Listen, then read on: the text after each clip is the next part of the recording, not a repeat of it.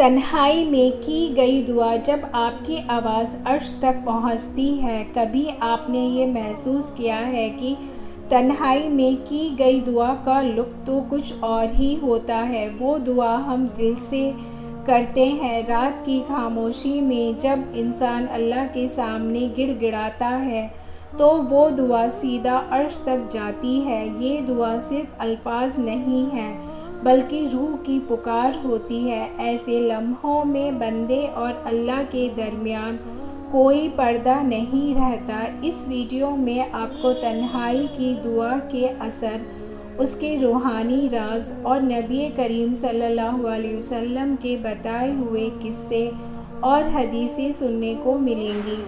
آپ کا دل پگھلے گا، آنکھیں نم ہوں گی۔ رات کی تنہائی جب ہر کوئی نیند میں سو رہا ہوتا ہے لیکن آپ کا دل سو نہیں پاتا، جب آپ بستر پر لیٹے لیٹے کروٹیں بدل رہے ہوتے ہیں اور آنکھوں سے آنسو رکتے ہی نہیں، اس وقت دل سے صرف ایک آواز نکلتی ہے، یا اللہ اب تیرے سوا کوئی نہیں۔ یہ وہی لمحہ ہے جب تنہائی کی دعا سیدھا عرش تک جاتی ہے، کیونکہ وہ دعا صرف زبان سے نہیں نکلتی، وہ دل کے اندرونی درد سے نکلتی ہے۔ قرآن اور حدیث سے تنہائی کی دعا کی اہمیت۔ رسول اللہ صلی اللہ علیہ وسلم نے فرمایا ہے، رات کے آخری حصے میں اللہ تعالیٰ آسمان دنیا پر نازل ہوتے ہیں اور پکارتے ہیں، کون ہے جو مجھ سے دعا کرے تاکہ میں اس کی دعا قبول کر لوں؟ کون ہے جو مجھ سے توبہ کرے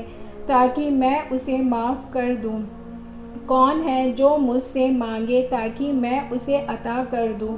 اب آپ سوچئے، آپ کا رب آپ کو پکار رہا ہے، آپ کو آواز دے رہا ہے، اور فرشتے گواہ ہیں کہ جب آپ تنہائی میں اللہ کو پکارتے ہیں تو وہ دعا کبھی رد نہیں ہوتی۔ تنہائی کی دعا کیوں اتنی اثردار ہوتی ہے، آئیے جانتے ہیں۔ نمبر 1، کیونکہ اس میں دکھاوا نہیں ہوتا۔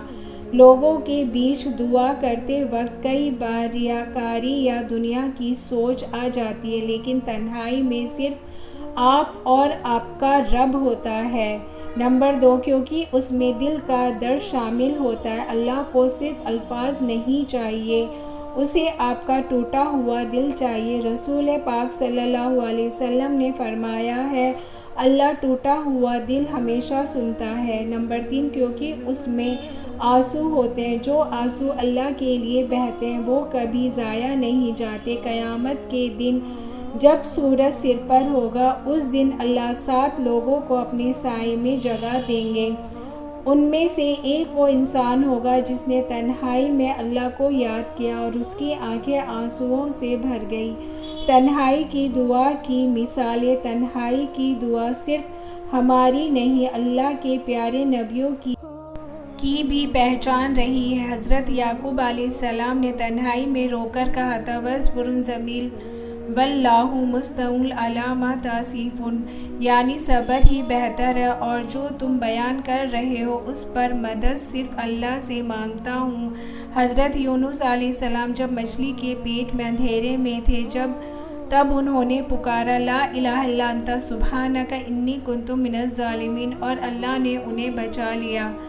رسول پاک بھی تنہائی میں اکثر سجدے میں گر کر رویا کرتے تھے اور کہا کرتے تھے، یا اللہ میری امت۔